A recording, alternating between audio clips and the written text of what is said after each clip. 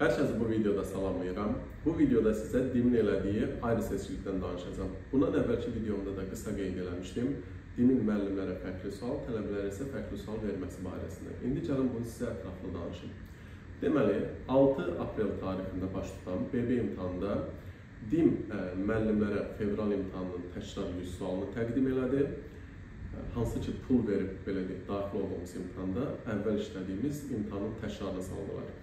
Digər namizədlərə isə yeni 100 sual təqdim elədilər. Bəs DİM buradan hansı məqsəd güdə bilər? Yəni, DİM niyə sırf müəllimlərə qarşı belə qərəzli mövqesi olsun, namizədlərə yeni sual versin? Düşünürəm ki, birinci məqsəd bu ola bilər ki, DİM-in səhvsiz bir imtahanı olmur. Yəni, ya qanunvericilik, informatika, məntiq və s. digər fənlərdən səhv suallar olur. Bu suallarda imtahanda aşkar edən və yaxud imtahandan sonra aşkar edən müəllimlər olur. Yəni, müəllimlər daxil olur imtahana, suallar işləyir və sualda səhv olduğunu bilir. İmtahandan çıxandan sonra isə onu öz tələbələrinə, ictimaiyyətə bildirirlər və DİM bu səhvi düzəldir. Yəni, DİM-in hər imtahan səhv sual olması istər-istəməz onun, belə deyək, adına bir xələl gətirir ki, hər imtahan səhv sual təşkil edir.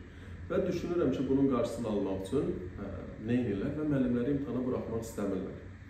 Hansı ki, imtahana buraxmamaq kimi bir şey eləyə bilməyəcəkləri üçün, yəni bizim hüquqlarımızı məhdudlaşdıra bilməyəcəyi üçün bu yola əl atdılar.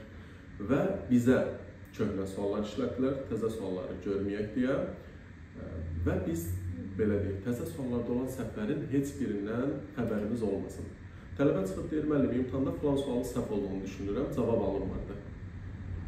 Tələbə özü bunu soruşur ki, müəllim, səhv sual var idi, sualları görmədiyimiz üçün heç nə deyə bilmirik ki, səhv var idi, yoxsa yox. Amma digər imtahanlarda necə olurdu? Girirdik imtahana, bəli, sualları özün imtahanda işləyirdin, səhv düz olduğunu bilirdin, çıxanda da bunu vurğulaya bilirdin. Yəni, DİM artıq bunun qarşısını aldı ki, mənim səhv suallarımın heç biri ictimaiyyətə açıqlanmayacaq.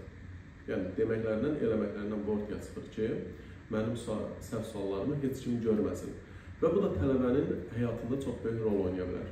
Yəni, dəfələrlə olub ki, tələbələr 1 balla, 2 balla kəsilib, bu səhv sualları, yəni işıqlandıranda artıq DİM onları düzəldib və həmin tələbələr, kəsilən tələbələr sertifikat əldə edib. Amma bu imtahanda onlar olmadı. Niyə? Çünki heç kim hansı sual səhv idi və s. bilmədi. Yəni, birinci məqsəd düşünürəm ki, bu ola bilər. Və yaxud DİM bunu eləməklə öz adına hansı xələl gətirdi? DİM-ə olan güvən artıq etdi. Yəni, tək bizim müəllimlərin arasında deyil, bütün tələbə arasında da. Hamının hal-hazırda ağlında tək bir sual var. Yəni, bu tək olan sual nədir? DİM əgər 4 nəfərə ayırıb bunlara fərqli sual verirsə, deyək ki, 750 nəfərə başqa sual verirsə, deməli, DİM niyə istədiyi bir şəxsə asan və təkrar sual salıb onu imtahandan keçirməsin? Yəni, hamıya əgər eyni sual salınırdısa bütün imtahanlarda, əgər bizə 4 sual salınırsa və bunu da mənə nəzarətçi belə bir şey deyir ki, deyir, istədiyimiz adama istədiyimiz sual verə bilərik. Deyirsə, kim deyir ki, biz sizə təkrar sual verməyə bilərik? Yəni, belə çıxır ki, mənə təkrar sual verən adam filankəsin imtahandan keçməyini istədiyi üçün ona da təkrar sual verə bilər. X, Y, K-yə də istədiyi sual sala bilər. Birinə çətin, birinə asan sala bilər. Bunkerin əlində deyil hər şey. Yəni, dedikləri buydu. Ki, bu suallar bunkerdən gəlir, istədiyi sualı sala bilərlər. Yəni, artıq deyə bilmərik ki, hamı yeni sual salınır, çox şəffafdır imtahan, xeyr. Özləri vurğuladılar ki, istədiyimiz sualı sala bilərik. Yəni, istədikləri adamı istədiyi sual salıb, istədikləri balla da keçirə bilərlər. Yəni, artıq bu düşüncəni yaratdılar hamıda. Və mən getmişəm imtahana, ilk yerim çıxan vaxt, yəni buraxılış vərəqəsi çıxanda mən 204-cü otaqdaydım. Bunu da tələbələrə vurğulamışdım ki, 204-dəyim. Həftə sonuna yaxın yoxladım ki, 507, sıra 5 yer 5-ə düşmüşəm. Yəni, yer dəyişilib, bundan da şübhələndim ki, nəsə var, durduq yer. Yəni, səbəbsiz yerə mənim yerim niyə dəyişsin? Getdim imtahana, buraxılış vərəqəmi çıxartdım imtahan günü. Getdim imtahana. Sıra 5 yer 5-ə getdim, 507-ci otaqda. Baxdım, yerimdə başqa bir şəxs əyləşdiriblər. Nəzarətçiyə yaxınlaşdım, baxdı ki, ora mənim yerimdir. Yəni, öz də birinci belə çaş-baş qaldı. Sonra baş nəzarətçini çağırdılar. Baş nəzarətçi deyir ki, bura yox, siz çıxın 6-cı mərtəbəyə. Yəni, səbəb soruşuram ki, mənim yerim buradır, niyə çıxmalıyam? Mən çıxmırdım. Mən etiraz elədim ki, mənim yerimdir. Vərəqdə nə yazılıbsa, orada oturmalıyam. Mənə deyir, texniki problem var kompüterdə. Deyirəm, bəs problem varsa, o adam niyə oturub? O adam niyə test işləyir? Sistemi açıqdır. Yəni, o adamda problem varsa, o adamda da olsun. Niyə eyni biz müəllimlərdə olur? Nəsə 6-cı mərtəbəyə çıxartdılar, 607-yə. Vurğulayır ki, biz harada istəyiriksə, siz orada oturmalısınız.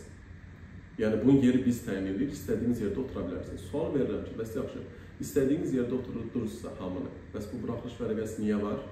Yəni, buna bir açıqlama verin. Yaxşı, onda buraxılış vərəqəsi eləməyin, adamına baxın, kim xoşunuz gəlir, istədiyiniz kompüterdə oturdun, digər adamı istədiyiniz kompüterdə oturun. Yəni, kompüterlərdə fərq varsa, deməli, yəni şəffaflıq yoxdur ortada.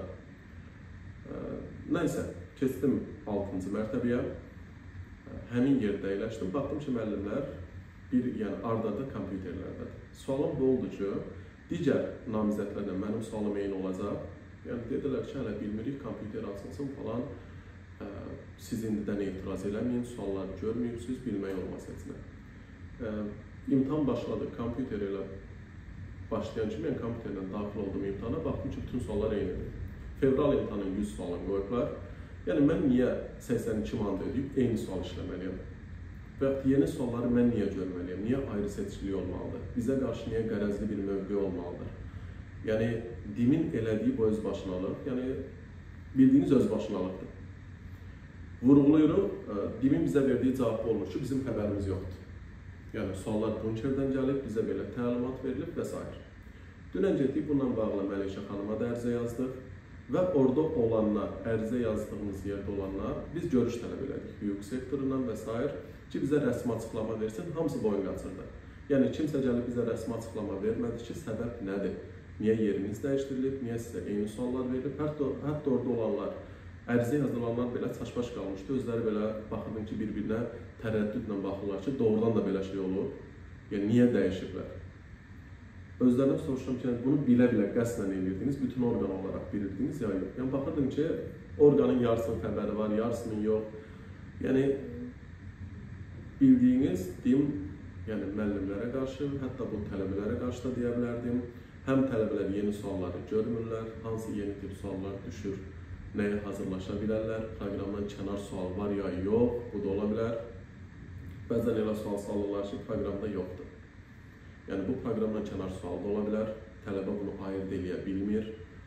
Səhv sual olur, tələbə o səhvini düzəldib bal ala bilmir. Yəni, bunlar da tələbənin ziyanınadır. Ona görə maksimum səsimizi daha çox hamıya eşitdirməliyik ki, bundan sonra DİM ya bu elədiyinə görə üzr istəməlidir, ya müəllimlərin hamısının bir tələbi var, ya kitabça verilməlidir bizə. Yəni ki, biz özümüz yox, nə biz imtihana girməyək, nə onlar vəziyyəti çəkməsinlər, hansı ki, digər bütün imtihanlarda sual kitabçası verilir, bir dövlət qulluğunda verilmir. Səbəb də bunu göstərdilər ki, test bazamız azdır. Bəs bunkerlərimiz niyə var? Bu bunkerlər çoxlu sual, hər imtihan 15 dənə informatika sualı yığa bilməyəcəklərsə niyə var? Bir aydan bir 15 informatika sualı yığa bilməyən adama niyə pul verirsən? Yəni bunlar var.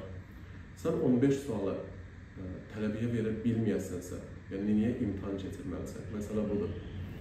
Yəni əgər sual yığa bilməyəcək bunkerin yoxdursa, biz sizə ödənişli sual yığa bilərik. Yəni ödənişli şəkildə, tam məxfi şəkildə sizə sual verə bilərik. Yəni, heç nəyə razı deyirlər, öz istədiklərini eləyirlər. Yəni, əsas tələblərimiz kitabcan verilməlidir. Müəllimlərə qarşı olunduğuna görə üzr istənilməlidir. Və ya bizə təkrar imtihan təşkil olunmalıdır. Biz o imtihana girib yenidən yeni sualları, əvvəlki bazar günkü yeni sualları görməliyik. Ya da ödəniş yeri qaytarılmalıdır. Yəni, əsas məqsəd ödəniş deyil təbii ki, burada, amma haqqımızda tələb eləməliyik. İndi bunların rəsmi açıqlaması gələndə, onları da sizlə paylaşacaq, sizə də xəbərdar edəcək. Ümid edirik ki, gələn imtihana qədər bu səhvlərini düzəldərlər, bir daha belə bir hərəkətə cəhd eləməzlər. Videonu izlədiyinizə görə təşəkkür edirəm.